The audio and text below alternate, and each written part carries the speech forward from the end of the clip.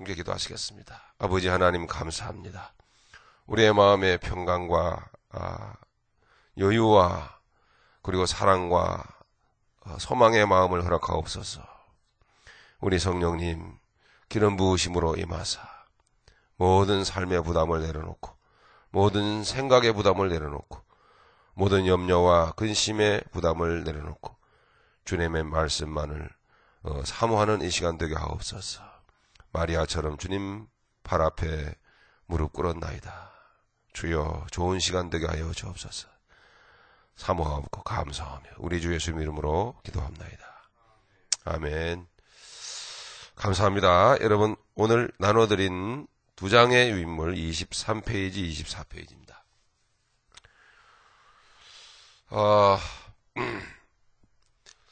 가급적이면은 오늘 창세기 3장을 마무리를 하고 싶어요. 24절까지. 네, 오늘 16절서부터 24절까지 할 수 있는 대로 여러분들이 좀 알고 계시는 부분은 간단하게 읽고 넘어가겠고, 중요한 부분이라고 생각하는 부분은 또 성경을 구체적으로 들다 보기도 하면서 그렇게 좀 가기를 원합니다. 우리 인사 좀 하시죠. 아침에 만났으니 어떻게 해요? 굿모닝. 굿모닝. 네, 반갑습니다. 좋습니다.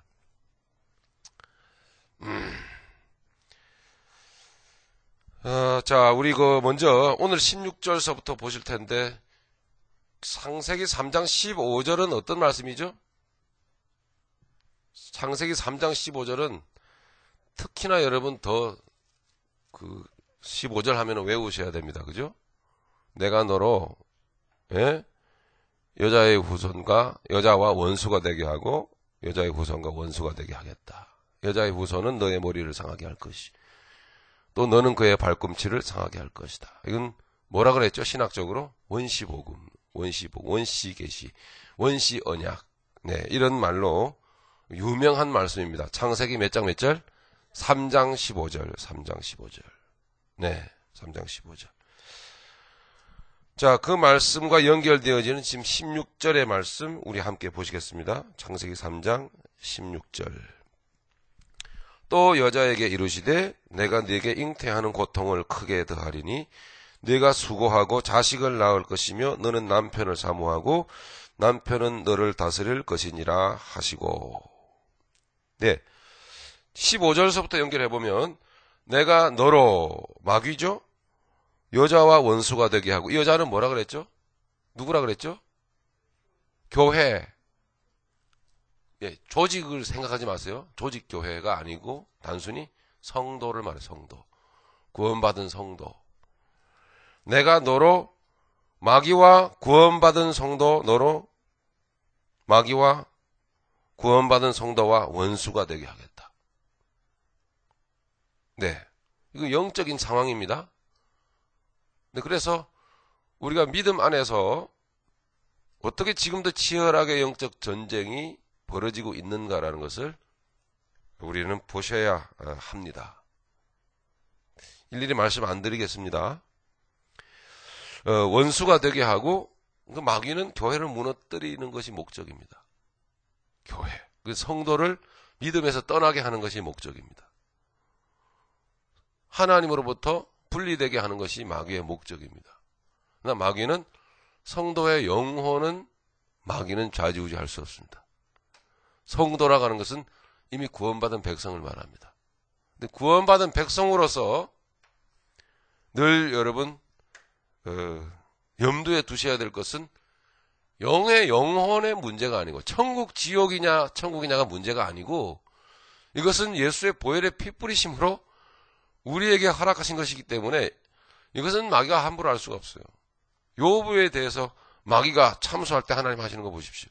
그의 목숨에 대해서는 오케이, 그의 육신의 삶에 대해서는 오케이, 목숨만 건드리지 말고. 목숨을 건드리지 말라는 것은 이 세상 가운데서 하나님 욥에게 하실 일들이 더 있기 때문에 육신의 목숨이라도 하나님께서는 터치하지 말라는 것입니다. 그러나 현실의 삶의 문제에 대해서는 오케이. 그 무슨 뜻이겠습니까? 현실의 삶의 문제에서부터 사단 마귀는 우리를 공격할 수 있다는 사실이죠. 그 영혼 구원에 관한 문제가 아니라 성도로서 살 수 없게 만드는 비참한 거죠. 구원도 단순히 여기 이 세상에서 구원받아서 천국을 가는 단순한 문제로 구원을 이해해서는 안 됩니다. 과거에는 여러분 그렇게 배워 오셨겠지만은, 그러나 구원이라고 하는 것은 영혼 구원 그 이후에 성도로서 이 세상 가운데서 살아가야 될 내용이 있는 것입니다. 내 존재가 예수님 닮아가야 되고, 예수님을 목표로 하여 내 존재가 완성되어져 가야 돼요. 완성치까지 다가가야 돼요. 뿐만 아니라 성도로서 이 세상 가운데서 살면서 반드시 주님을 증거해야 될 삶의 사명이 있거든요. 그런데 마귀의 역사하는 목적은 우리의 존재가 이렇게 예수님 닮아가지 못하게 만드는 거예요. 두 번째로는 주님의 복음을 증거하며 살지 못하게 만드는 거예요. 그럼 그게 무슨 성도입니까? 속에 생명은 있는데 세상 사람과 똑같은 비참한 인생을 살게. 마귀는 그걸 목적이에요. 근본적인 것을 마귀를 건드릴 수 없기 때문에 2차적인 목적이에요. 예, 그것을 목적하면서 누구를 공격한다? 마귀는 교회를, 성도를 공격한다. 여러분, 입술을 깨물면서 여러분 지켜내야 돼요. 여러분의 감정 내려놔야 되고, 여러분의 이성, 논리, 판단 다 아주 마귀는 집요하게 잔인하리만치 여러분 파고듭니다. 여러분들을 하나님으로부터, 주님으로부터 떠나게, 아니 무너뜨리게 만들고 좌절하고 절망하게 만듭니다. 어떠한 상황에서든 좌절과 절망 섞인 부정적인 말은 여러분 입에서 나와서는 안 됩니다. 그건 여러분 마귀에게 지는 꼴이며, 그렇게 되는 순간 여러분 뒤에서는 마귀가 춤을 추고 있다는 사실 꼭 기억하셔야 돼요. 실제적으로 하나님이 하신 말씀, 내가 너로 여자와 원수가 되게 하겠다.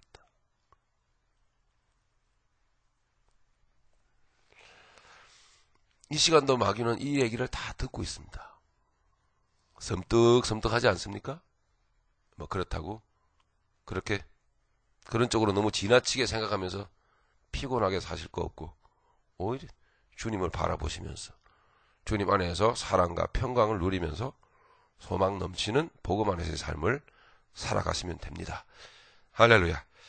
네, 내가 너로 그 여자와 원수가 되게 하겠다. 또 너의 후손도 여자의 후손과, 그 여자의 후손을 말씀하시려고 하다 보니까 너의 후손 그랬는데, 마귀는 마귀 뭐 후손이 별도로 있는 게 아니라 마귀는 또 마귀예요. 그냥 마귀, 사단, 마귀, 귀신, 그 종로로 타는 마귀 자식들, 사람이라 할지라도, 그죠?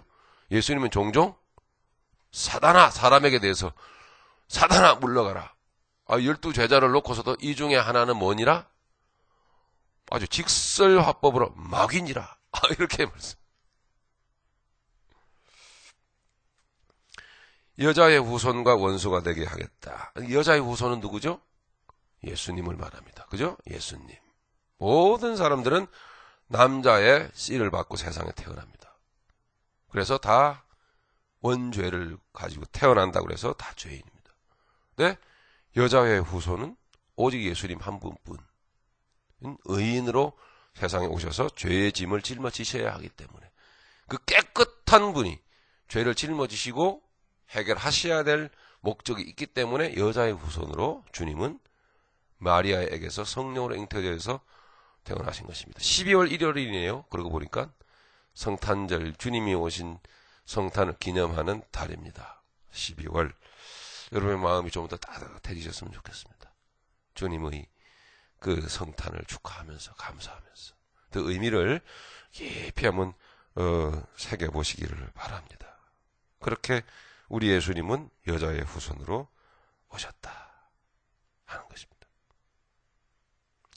놀라운 것은 오늘 우리가 16절서부터 공부하게 되는데, 그리스도인, 성도, 교회란 무엇인가? 그 성도의 그 정체, 성도의 그 아이덴티티를 우리는 좀 확실히 오늘 좀 공부를 해볼 필요가 있습니다. 이 내용은 어저께 우리 영성훈련 예비과정 하면서 좀 잠깐 다루었던 내용과 좀 중복이 되는데요. 공부하셨던 분 다시 한번, 오늘은 뭐 내용이 조금 다른 유인물하고 좀 연결되어 있기 때문에 오늘 다시 한번 복습하는 차원에서 어저께 참여하셨던 분들은 공부하시면 더욱 좋겠습니다. 자, 여자의 후손은 예수님이신데, 그럼 여자는 사람이잖아, 그죠? 마리아죠? 역사적으로 볼 때에, 예, 그 마리아는 곧 성도입니다. 성도. 그 마리아라고 하는 그 말은 참고적으로 여러분 알아두실 것은, 구약으로 쭉 거슬러 올라가면은 여러분 이스라엘 백성들이 광야로 나아갔다가 목이 말라서 물을 먹고 싶었는데 물이 없어 하나님 앞에 불평불만하게 될 때 하나님께서 물을 주셨습니다. 여러분 마라의 쓴 물 여러분 아시죠? 그 마라라고 하는 단어, 헬라어의 히브리어에서 나온 단어 말입니다. 마리아가. 마리아라고 하는 성경에, 유독히 신약 성경에 보면, 복음서에 보면 마리아가 많이 나오죠. 그죠? 예수님의 어머니 마리아, 그냥 또 마리아, 막달라 마리아, 마리아가 많이 나와요. 무슨 뜻인지 여러분 아시겠죠? 네, 이 여자들 이름이 마리아가 많이 나온단 말입니다. 무엇입니까?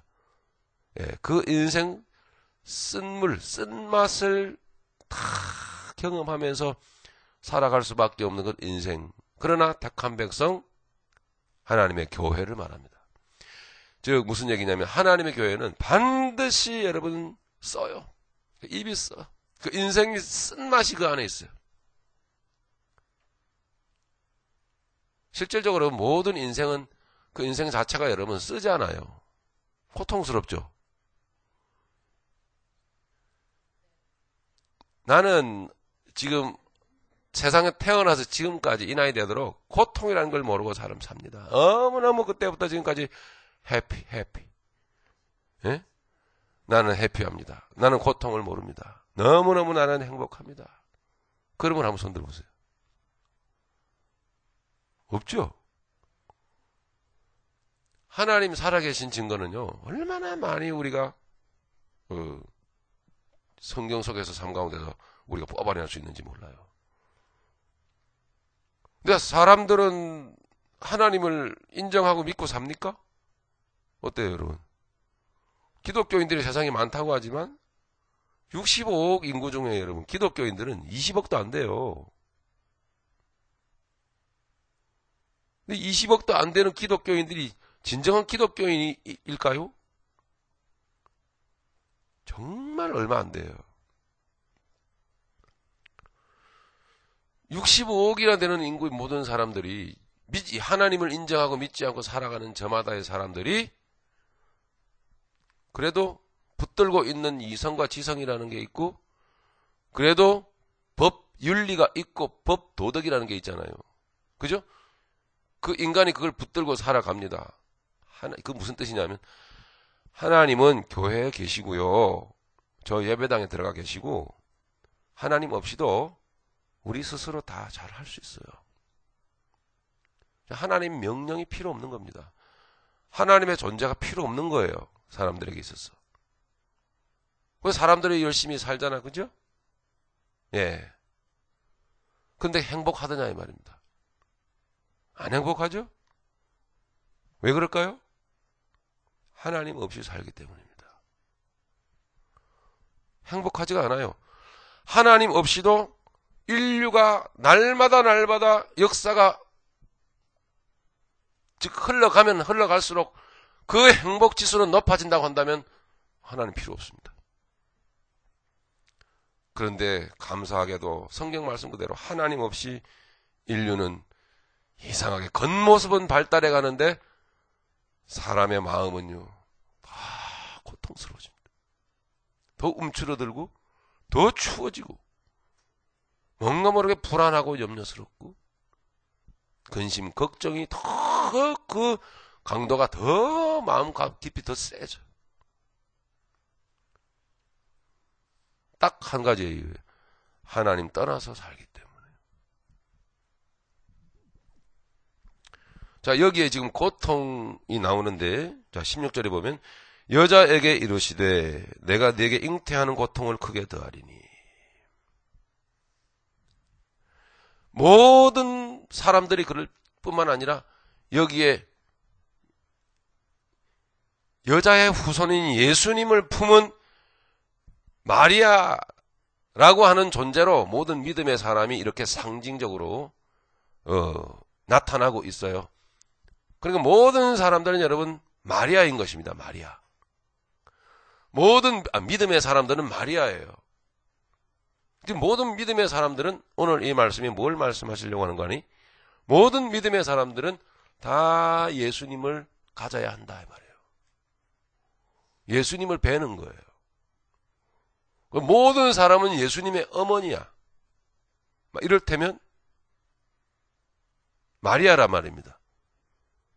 그 마리아의 유래를 거슬러 올라가 보면 마라의 쓴물로 올라가요. 아니 그 이전에 여러분 룻기 아시죠? 예, 룻기를 보면 나오미가 나오는데 나오미는 원래 기쁜 여자예요. 기쁨이 넘치는 여자였어요. 근데 하나님이 하나님의 딸 만드시기 위해서 하나님께서는 마라의 쓴물을 마시게 한다고요.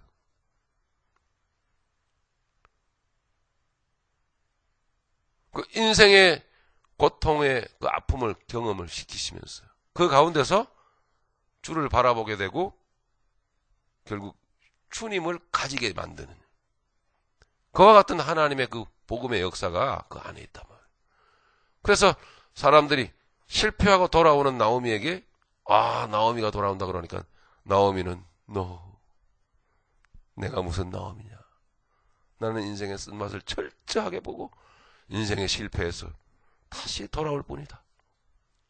나를 마라라고 불러주세요. 뭐죠? 마리아의 마리아.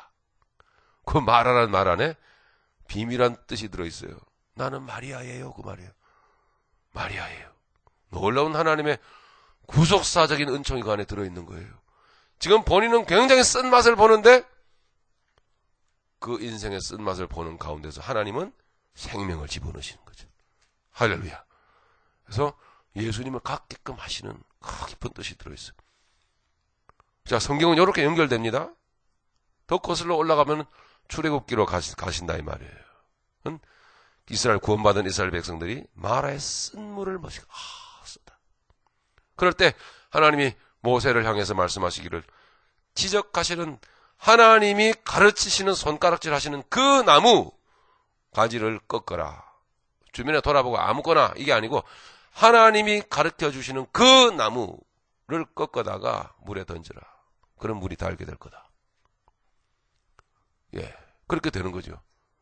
그러니까 쓴 물이 어떻게 됐죠? 달게 되었더라. 그 고통이 어떻게? 기쁨이 되었더라. 여기 이제 이 말씀의 비밀입니다.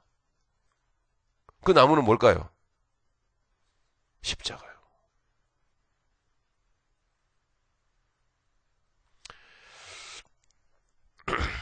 자, 우리 교재 내용으로 좀 들어가 보죠. 자, 우리 16절서부터 21절까지의 내용을 묶어서 보는데 이 본 내용은 중복적으로 이중적인 의미를 동시에 담고 있습니다. 이중적인, 즉 한 가지는 역사적 현실과 또 한 가지는 영적 상징을 동시에 담고 있는 하나님의 언약입니다. 16절 말씀이 여자에게 이르시되 내가 네게 잉태하여 고통을 크게 더하리니 라는 말씀, 실질적으로 여러분 자녀들을 낳고 자녀들을 갖게 될 때 여자분들은 하는 좀 이런 강의는 이 부분에 있어서 좀 여자분들이 해야 되는데 참 죄송합니다. 이게 좀 머쓱해지네요. 자꾸 이렇게 그냥 자꾸 이해하려고 하는 차원에서 제가 이 말씀하려고 하니까 애기도 안 가져보고 그러면 현실이란 말입니다. 아시겠죠? 현실이에요. 현실. 그런데 그 현실 속에 아기를 갖고 잉태하는 고통 그리고 여기에 수고하는 인생 말씀하죠. 그죠? 그 속에 하나님은 영적인 의미를 또 담아 놓으셔서 우리 믿음의 사람들은 두 가지 속에 하나님의 뜻을 우리는 끄집어낼 줄 알아야 돼요. 그런 뜻이에요. 현실과 영적인 의미가 두 가지가 동시에 들어있는 거죠. 그 현실 속에서 여러분 우리 남자나 여자나 아기를 낳는 거 아닙니까? 또 아기를 낳는 것은 아버지 날 낳으시고 어머니 날 기르실제. 우리 옛날 말에는 그런 말이 있어요. 아버지가 낳아. 그러니까 남편이나 아내나 자식을 낳는 거예요. 자식을 낳는 고통을 여러분 느끼게 될 때에 하나님께서는 믿음의 사람에게 무엇을 요구하시겠습니까? 무엇을? 은 중요한 부분입니다. 내 안에 예수 생명이 떨어져서 예수 생명이 커져가는 걸 말해요. 이게 복음입니다. 예수 생명이 커져가는 거죠. 예수님이 자라가는 거예요. 그럼 현실적으로, 현상적으로 말씀을 드리면 예수님 아기가 자라갈 때에 어머니가 산모가 굉장히 더 힘들어지는 것처럼 내 안에 예수님이 자라가실수록 나의 겉사람은 더 찢어지고 깨지고 부서지고 그리고 벗어져야만 된다는 것을 말씀하고 있는 것입니다. 그건 표면적으로 말씀을 읽고 아유 이게 죄진 아담과 하와가 하나님 앞으로 하나님께 징계받고 저주받는구나 이렇게 보시면 안 돼요. 단순히 복음의 깊은 내용이 들어있는 것입니다. 그러니까 아기를 갖는 괴로움 현실적으로 또 여러분 남편이나 아내나 인생을 살아가는 삶에 땀 흘리며 여러분 수고가 여러분 있잖아요. 좀 처음에 말씀드렸죠? 인생살이는 사실 고통스러운 거예요. 한번 생각해 보세요. 살아온 인생들 한번 생각해 보세요. 제가 49년의 인생을 살았어도 야 인생은 결국 그런 거구나.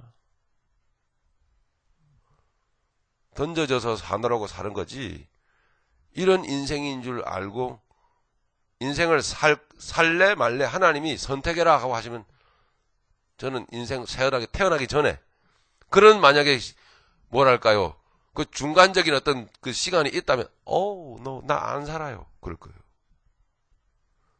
나는 없는 걸로 해주세요 이렇게 저는 하나님 앞에 청구할 거예요. 만약에 그렇다면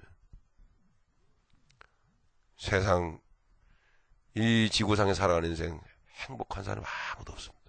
모든 사람이 다 괴로워요. 모든 사람이 다 고통스러워요. 그런데 하나님은 우리 믿음의 사람들도 마찬가지입니다. 힘들고 어렵고 고통스러워요. 그런데 우리 믿음의 사람에게는 그 가운데서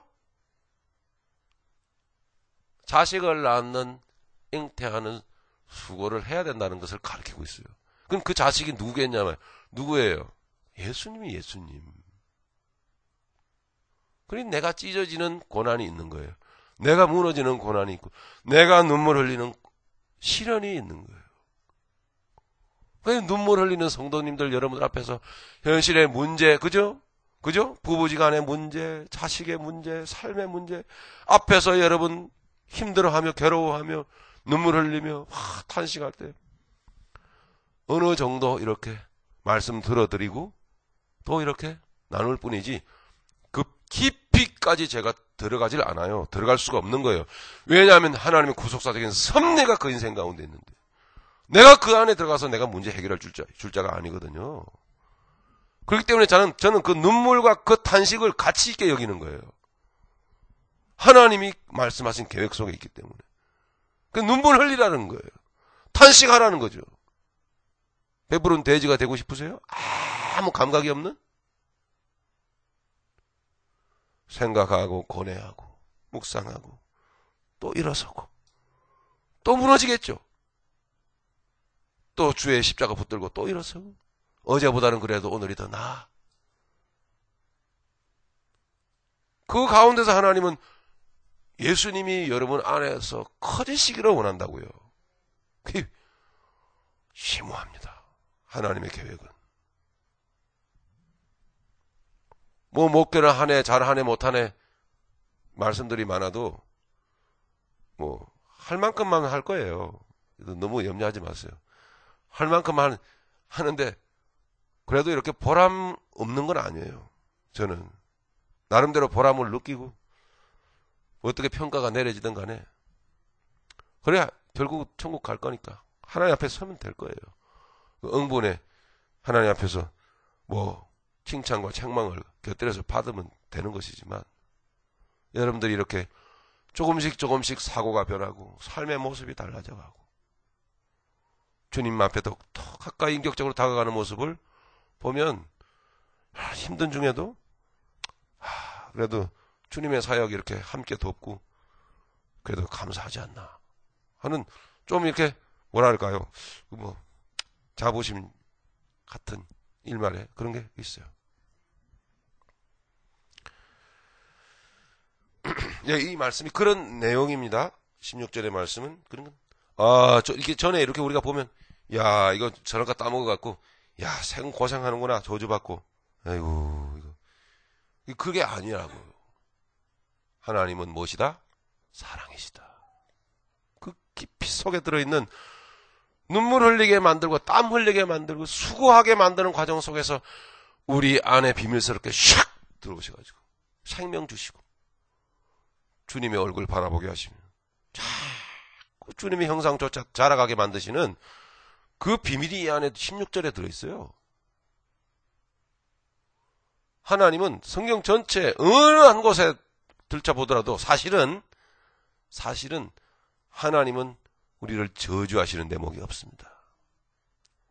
징계 중에라도 하나님은 가슴을 아버지 하나님은 그 심령을 감추시면서도 하나님도 눈물 흘리시면서 징계하시면 그죠?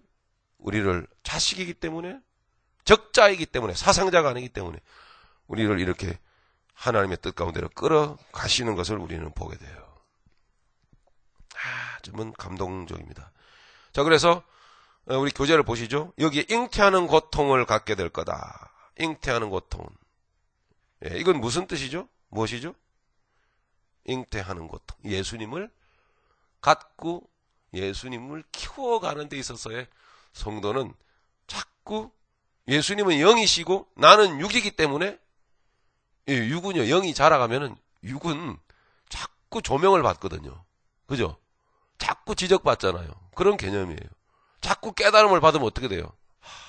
또 회개하고.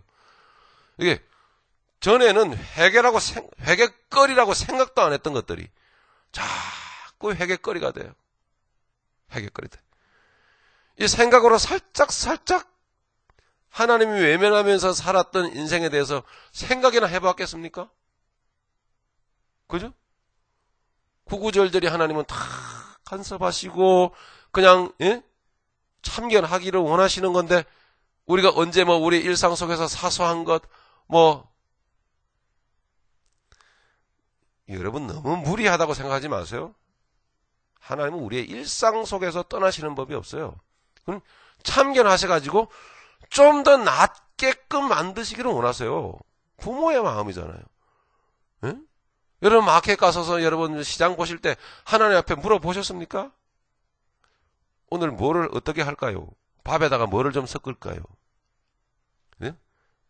별로. 그런데 더욱 영적으로 자라가면 자라갈수록 그것도 일일이 하나님께 한번 좀 기도해보고 하나님께 부탁해보고 의뢰해보고 하나님을 삶 가운데서 인정해보지 못했던 것. 영적으로 자라가면 그것까지 회개거리가 돼요. 아버지 죄송합니다.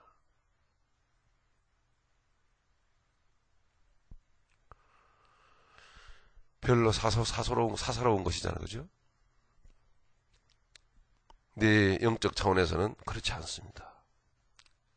그러니 그런 잉태하는 고통이란 그런 의미가 담겨져 있어요. 이게 창세기 3장 16절인데 우리 조금 빠른 템포로 성경을 좀 연결해서 우리 계시록까지 한번 가보도록 하죠. 이 중요한 부분입니다. 잉태하는 고통이라는 그 대목에 있어서 좀 칸을 만들어 놨죠. 빈칸을 만들어 놔서 좀 성경 구절을 좀 쓰세요. 갑니다. 여러분 출애굽기 15장 하겠습니다. 쓰시고 찾으시고 15장 22절로 26절 제가 했습니다. 모세가 홍해에서 이스라엘을 인도하며 그들이 나와서 수르 광야로 들어가서 거기서 사흘 길을 행하였으나 물을 얻지 못하고 마라에 이르렀더니 자 무엇을 여러분 떠올리셔야 됩니까? 마라 그러면 누구를? 마리아 괴로웠어요. 마리아 그죠? 졸지에 돌에 맞아 죽게 생겼어요. 율법적으로 보면 예? 정혼한 여자가 말이야 바람을 피운 거야. 배가 불러오래. 괴로워요. 근데 마리아가 누가복음에 보면 뭐라고 말하는지 아십니까? 부담이 엄청 밀려오는데 하나님이 다시 내가 너에게 성령으로 잉태했느니라 할 때 마리아가 뭐라 그랬죠? 나는 주의 여자이오니. 좀 말이 좀 그렇습니다. 나는 주님의 계집종이오니 주의 말씀대로 내게 이루어지리이다. 이렇게 고백을. 돌에 맞아 죽어도 어쩔 수 없습니다. 그 얘기. 예, 주의 말씀대로 내게 이루어지리이다. 이게 뭐 결혼도 안 한 여자가 이렇게 되면 어떻게 되겠어요? 그거는 완전히 더러운 거예요. 저 더러운 니은. 우리 믿음의 사람은 비밀한 그런 고통이 있어요. 내가 찢어지는 고통. 내 존재가 주님 앞에 무너지는 고통. 그런데 그 가운데서 주님이 탄생하신다고요. 즉 내가 사라지고 내가 주님이 되는 거예요. 주님의 형상으로 세워지는 거예요. 그게. 우리 그리스도인들이 주님의 형상으로 세워진다라는 게 얼마나 많은 대가를 지불해야 되는지 여러분 말씀하고 있잖아요. 우리가 교회에서 봉사하고 충성하고 다 하는 게 여러분 거의 대부분 내 만족을 위해서 한다는 거 여러분 아세요? 여러분 거품 물고 반대할걸요? 제가 이런 말 하면은. 예? 그건 당신 생각이지. 자기 만족 때문에 교회에서 일하는 거 많아요. 그건 대가 지불이 아니에요.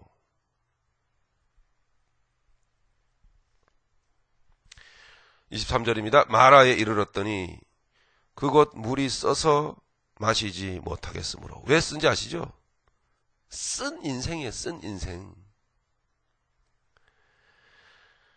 그 이름을 마라라 하였더라. 백성이 모세에 대하여 원망하여 가로되, 야, 쓴맛이 나오잖아요. 그죠? 우리가 무엇을 마실까 하며 원망하잖아요.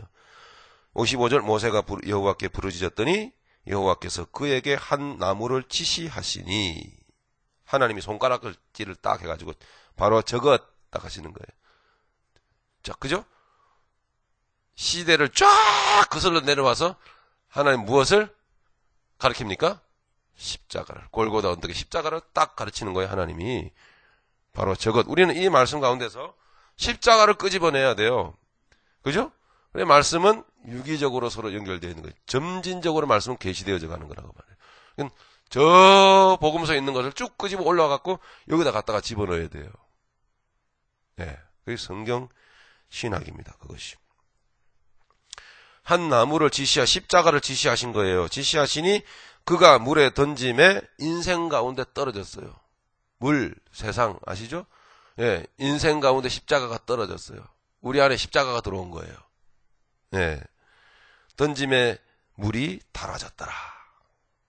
우리 인생에 한없는 기쁨이 충만해져 버렸어요. 구원이 내 안에 이루어짐으로. 이건 천국의 기쁨이에요. 구원의 기쁨. 근데 그 안에는 비밀한 기쁨이에요. 그 안에. 즉, 구원받은 백성은 이게 있다 이 말입니다. 네. 물이 달아졌더라. 거기서 여호와께서 그들을 위하여 법도와 율례를 정하시고 그들을 시험하실세. 가라사대 너희가 너희 하나님 여호와의 말을 청종하고 나의 보기에 의를 행하며 내 계명을 귀를 기울이며 내 모든 규례를 지키면 내가 애굽 사람에게 내린 모든 질병의 하나도 너희에게 내리지 아니하리니 나는 너희를 치료하는 여호와임이니라. 아멘. 예, 이게 완벽한 복음이 이 안에 들어있죠? 예, 누가 구약을 여러분 필요 없다고 말했는가요? 참 무식한 사람이에요. 예, 꽤 많이 배운 분들이 이 구약 폐기론자들이 굉장히 많거든요. 정말 창피한 줄 알아야 되는데 그런 이야기들이 많아요. 자, 이게 지금 창세기 3장 16절의 말씀이 이렇게 이어지는 것입니다. 자, 우리 아까 말씀드렸죠, 제가요. 룻기 1장 19절로 22절. 이건 넘어가겠습니다. 이제 말씀드렸기 때문에 22절 넘어가고 4장으로 가겠습니다. 룻기 4장.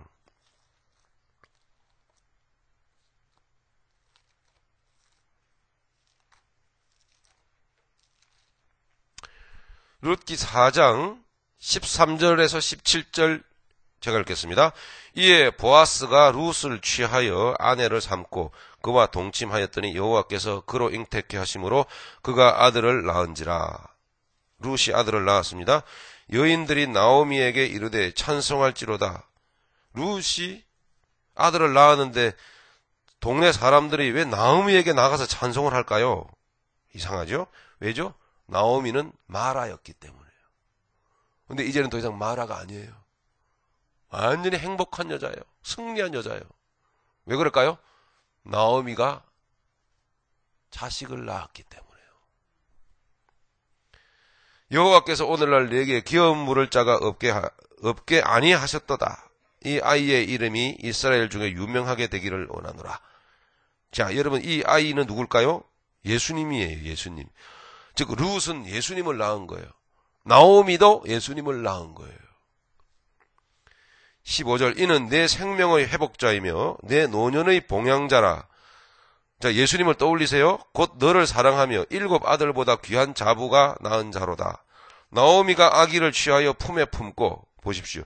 이 성도가 예수님을 가진 상태를 말해주고 있는 거예요. 네.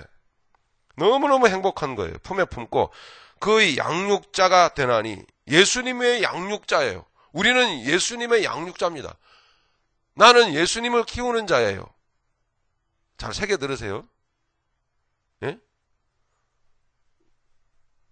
놀라운 사실이에요. 양육자가 되니 그 이웃 여인들이 그에게 이름을 주되 나오미가 아들을 낳았다. 나오미가 실제로 낳은 건 아니죠? 며느리가 낳았죠. 룻이 낳았죠. 여기 구속사적인 하나님의 깊은 뜻이 들어있어요. 하여 그 이름을 오벳이라 하였는데 그는 다윗의 아비인 이새의 아비였더라.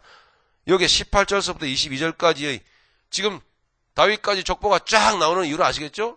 마태복음 1장에 가면 다윗의 자손 예수 그리스도의 세계라 이렇게 되잖아요. 그러니까 지금 영적으로는 나오미가 예수님을 품은 거예요. 이게 결국. 예. 마라라고는 이름으로서 세상의 쓴맛을 보고 인생의 완전한 실패의 바닥을 치면서 나오미는 다시 고향 땅으로 돌아오는 과정 속에서 하나님은 그 속에 생명을 주시고 하나님께서는 그 생명을 키워가신 거예요. 이제 겉사람 나오미는 다 사라졌어. 할렐루야. 옛사람 나오미는 사라졌어. 슬픔의 여인 예? 나오미는 사라진 거예요. 좀 읽어보죠. 18절부터 22절까지. 베레스의 세계는 이러하니라. 베레스는 헤스론을 낳았고 헤스론은 람을 낳았고 람은 아미나답을 낳았고 아미나답은 나손을 낳았고 나손은 살몬을 낳았고 살몬은 보아스를 낳았고 보아스는 오벳을 낳았고 오벳은 이새를 낳았고 이새는 다윗을 낳았더라. 네, 마태복음 1장으로 연결이 되는 것입니다. 이렇게. 그래서 거기에 보니까 마리아가 나옵니다. 그 마리아가 누굽니까? 바로 여러분들이에요. 그 마리아가.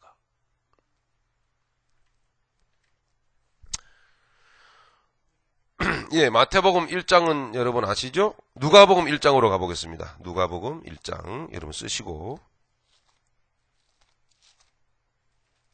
자, 성탄절도 이제 가까워져 오는데 누가복음 1장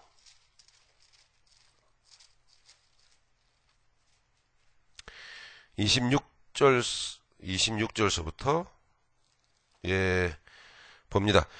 26절서부터 38절까지 여섯째 달에 천사 가브리엘이 하나님의 보내심을 받들어 갈릴리 나사렛이란 동네에 가서 다윗의 자손 요셉이라 하는 사람과 정혼한 처녀에게 이르니 그 처녀의 이름은 마리아라. 하나님의 역사심으로 여러분 그저 보통 사람에 불과한 보통 사람. 그러니까 뭐 특별히 뛰어난 어떤 명예를 가졌거나 권력을 가졌거나 유명한 사람이거나 노벨상을 받았거나 뭐 IQ가 높거나 특별히 이런 사람들을 찾아가신 게 아니고 모든 사람을 말하는 거예요. 모든 사람 중에 그 중에 하나님께서 유심히 바라보시는 택한 사람이 있어요. 그 사람이 마리아였어요. 그 마리아에게 하나님은 예수님을 주시는 거예요. 이 섭리 가운데 여러분이 마리아로 택함을 받았다는 사실을 여러분 아십니까?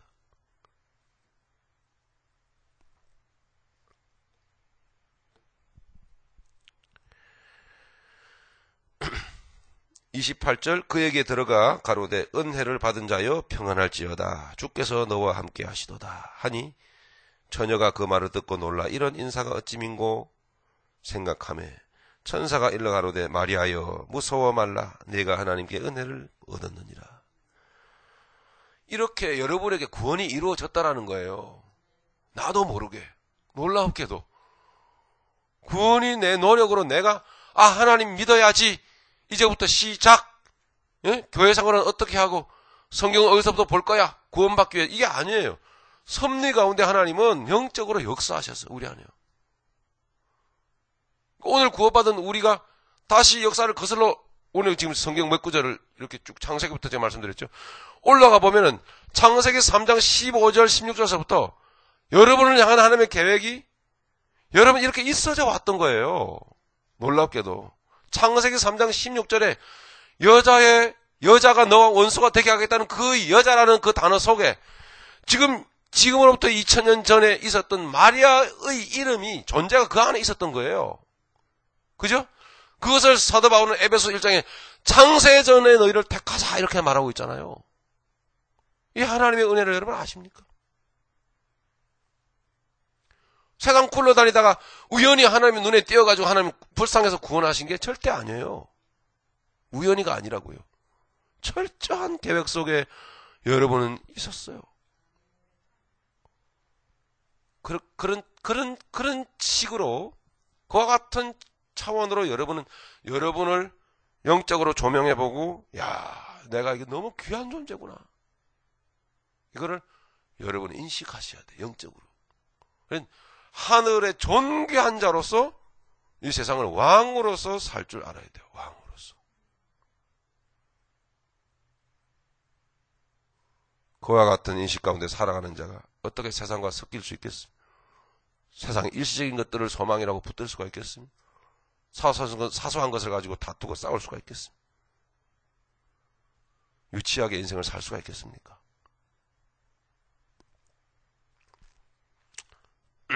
다시 좀 공부하는 컨셉으로 좀 가겠습니다.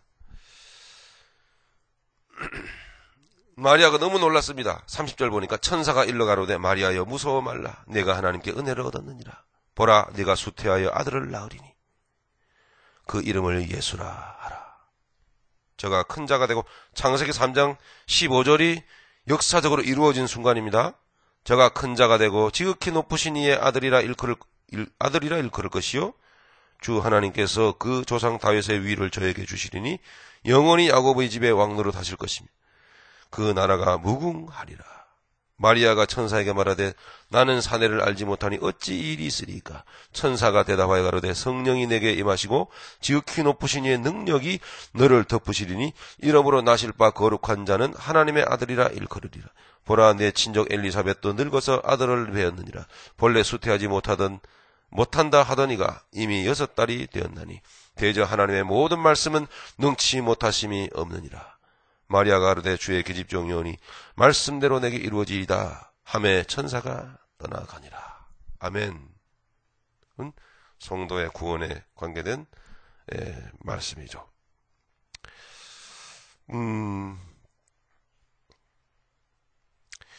중간에 이게 좀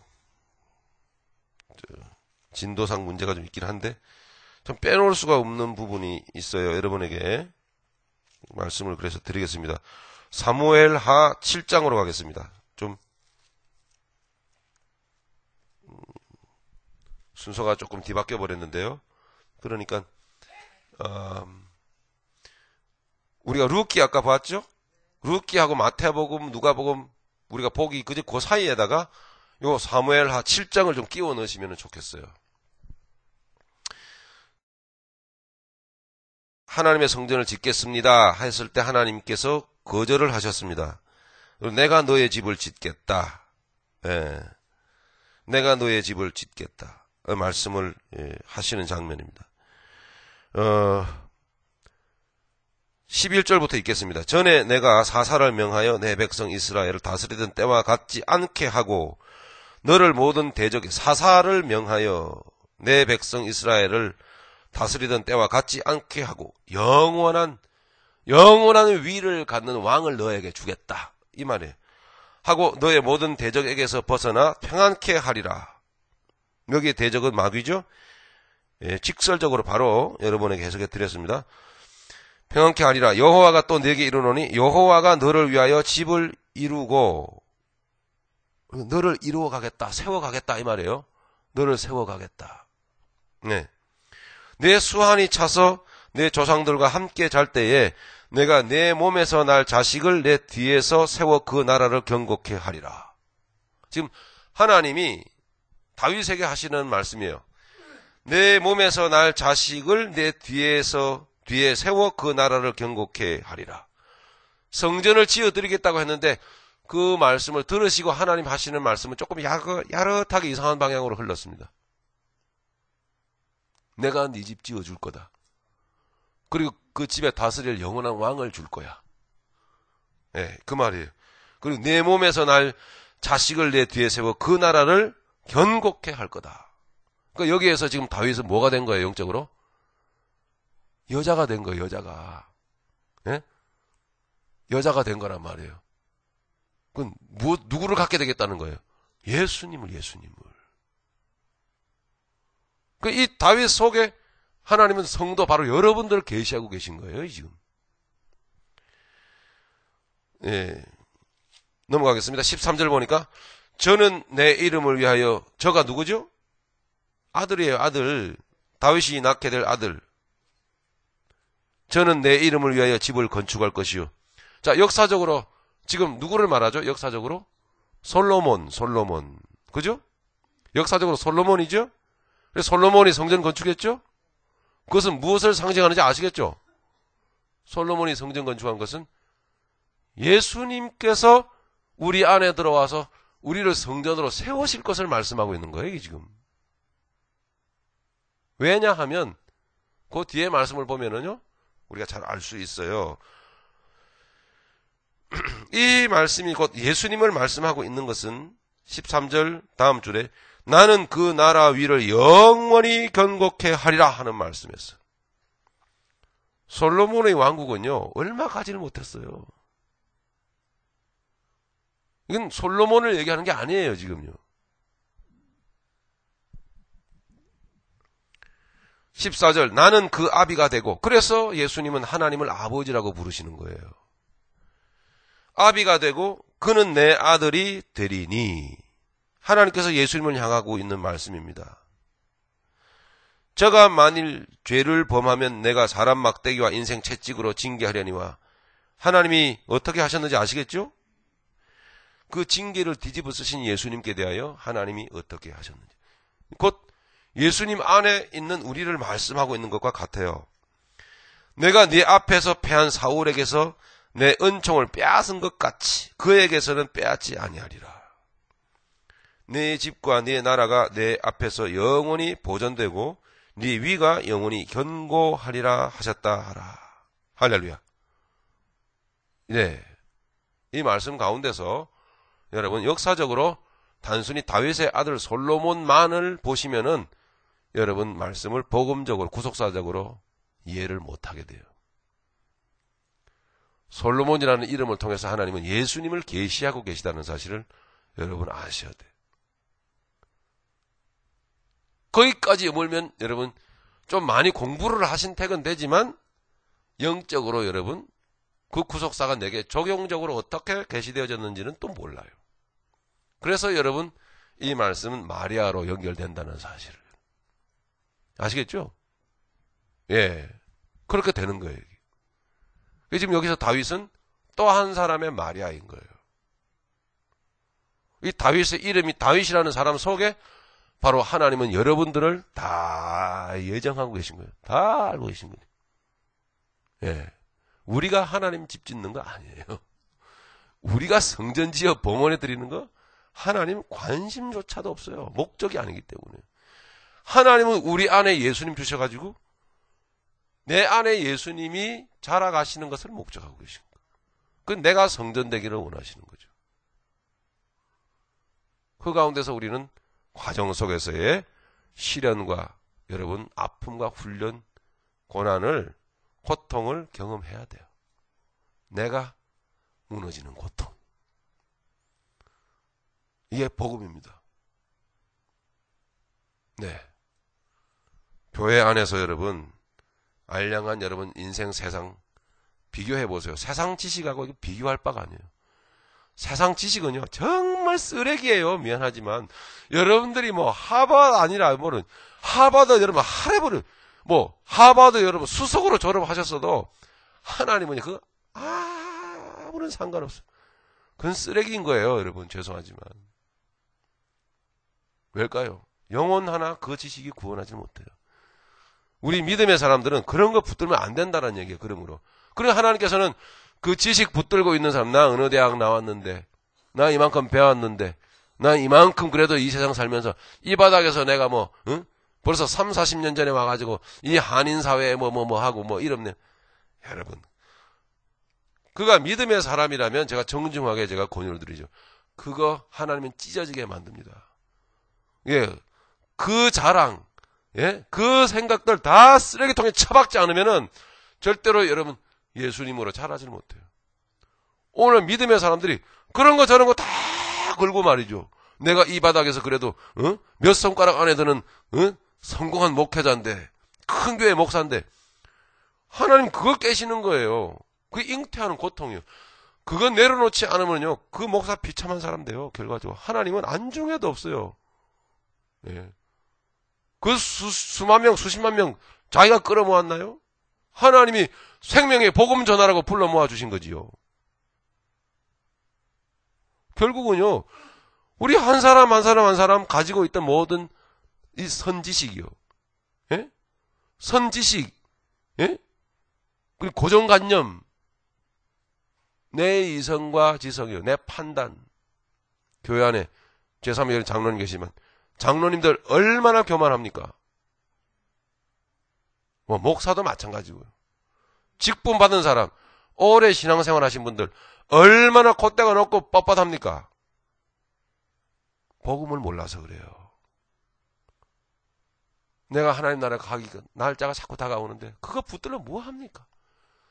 1시간 살면 1시간 산 만큼, 그만큼 내가 예수님으로 더 찌어져 가는 것을 순결하게 목적 삼고, 그거 귀한 거 보듬고 가야 되는데, 하나님 이렇게 역사 속에서, 성경 속에서 쫙 계시해 왔다고요. 근데 그 내용은 모르고 뭘 자꾸 뒤로 넘어지냐고, 이렇게. 앞으로 숙여야지요. 안타깝기가 그지없는 거예요, 보면. 그래서 달고 오묘한 그 말씀, 하나님 말씀은 매우 그 깊이를 알 수가 없어요. 즉 하나님께서 역사 속에서 이렇게 말씀으로 수고하셨다는 거예요. 얼마나 하나님이 인내하시면서 수고하시면서 이 말씀들을요, 이렇게 실제적인 인물을 보내서 살게 하시면서도 그 안에 영적인 내용을 담으시고, 역사 속에서도 역사를 이끌어 가시면서 내용을 담으시고, 이 한 가지의 내용. 그래서 과연 무엇을 하자고요? 바로 여러분 한 사람 마리아 되게 하시겠어요. 그거 하나 하시겠다고. 이렇게 유구한 세월 속에서 하나님이 수고하시고, 하나님이 땀 흘리신 거예요. 참아내시고 인내하시고. 여러분 감격스럽지 않으세요?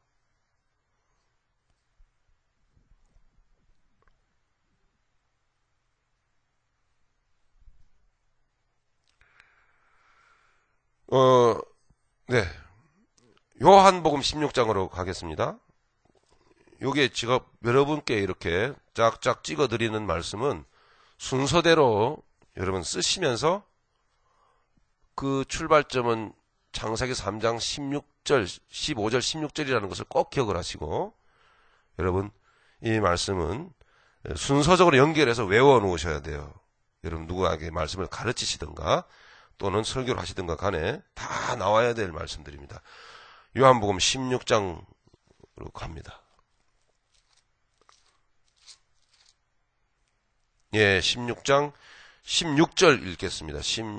이게 16절서부터 22절까지의 말씀인데요. 써놓으시고 16절 제가 읽겠습니다. 조금 있으면 너희가 나를 보지 못하겠고, 우리 주님 육신적으로 세상 떠나시겠다는 거죠. 천국 가시겠다는 거죠. 또 조금 있으면 너희 나를 보리라. 본다라는 것은 뭐죠? 체험한다 이 말입니다. 체험한다, 경험한다. 조금 있으면 나를 보리라 이 말이에요. 우리 안에 들어오시겠다 이 말이잖아. 그죠? 제자들 안에 들어오시겠다. 영으로, 성령으로. 제자들은 이 말을 이해를 못했습니다. 해석을 하죠? 좀 뛰어넘겠습니다. 20절. 내가 진실로 진실로 너에게 이르노니 너희는 곡하고 애통하리니. 보세요. 여기 마리아가 나오잖아요. 그죠? 마라의 쓴물이 나오죠? 너희는 곡하고 왜 곡하고 애통할까요? 예. 예수님이 커가시니까. 곡하고 애통하리니 오히려 세상은요 이런 것들을 하찮게 여겨요. 세상이 기뻐하리라. 네. 그러니까 우리도 마찬가지로요. 예수님을 가진 자들로서 이 귀한 하나님의 계획을 하찮게 여기고 엉뚱한 데 눈을 돌리고 세상에 먹고 사는 일에 코를 빠뜨리고 눈을 빠뜨리고 다니고 교회 안에 들어와서도 이 진실한 내용을 마음속에 담고 살지 않는다면 이 세상에 속해져가지고 하나님의 이 비밀한 역사를 비웃는 꼴이 되는 거예요. 이게 얼마나 무서운 죄를 짓는지 아십니까? 응? 주님 닮아가기 위해서 겸손하게 머리를 숙이고 마음 졸이고 노심초사 이 한 발 한 발 조심조심 믿음의 길을 걸어가는 여 같은 성도들을 막 비난하고 욕하고 픽픽 비웃고 이럴 수 있다라는 거예요. 여러분, 목사가, 장로가, 권사가 오래 다닌 순서대로 그럴 수 있다는 건 여러분 무서운 일이에요.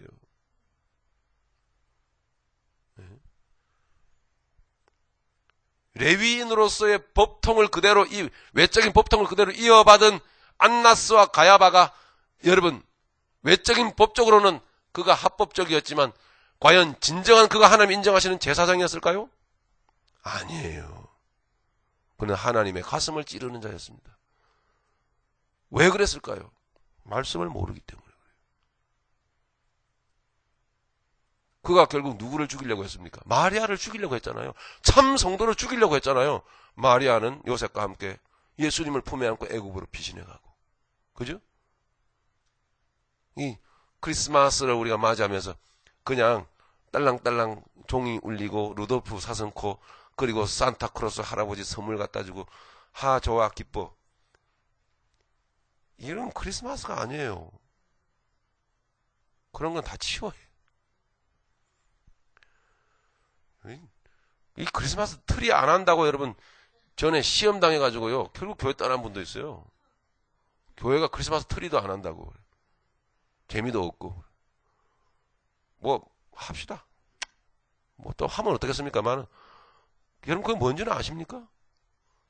우상 섬기는 우상단지예요 그거. 유럽의 복음의 역사가 이루어졌던 역사를 보시면 여러분 다 캐톨릭이 그거 위에 야만족들 밑으로 남유럽으로 남하하면서 내려왔던 다 그런 우상숭 태양신 숭배하는 그런 어떤 흔적들이에요. 전부 다 나무에다가 막 걸고 꼭대기에다 별 달고. 예? 성경에 어디 크리스마스 트리가 나옵니까? 예? 그래서 안 하는 거예요. 그거 할 필요가 없어요. 너무 지나친 면이 없지 않아 있지만 애들도 있고 등등 아이들을 위해서 좀 그래. 근데 좀 진실은 좀 알고 넘어가자고요. 그게 뭔지는 모양이라도 버리라 그랬잖아요. 모양이라도 뭐는 악은 왜 그런 어떤 행위들을 해요? 옛날 사람들이 다 그랬던 것들이에요. 그게 전부 다. 그런 것들을 뭐 갖다 놓고서 뭐 크리스마스 트리하고 뭐 주님의 성탄 뭐 기뻐하고 이게 맞습니까? 서로 맞아요? 예? 안 맞아요. 하나도. 하나님이 보시면 하나님 고민스러워요. 그 돈 있으면은 우리 힘들고 어려운 겨우 돕겠네. 차라리 그 돈 갖고. 그러니까 뭐 내용도 모르고 그거 안 한다고 이렇게 틀어져 가지고 말이지 이러고 있다가 삐져서 가버리고 너무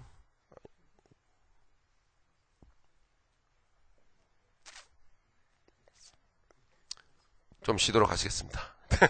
감사합니다.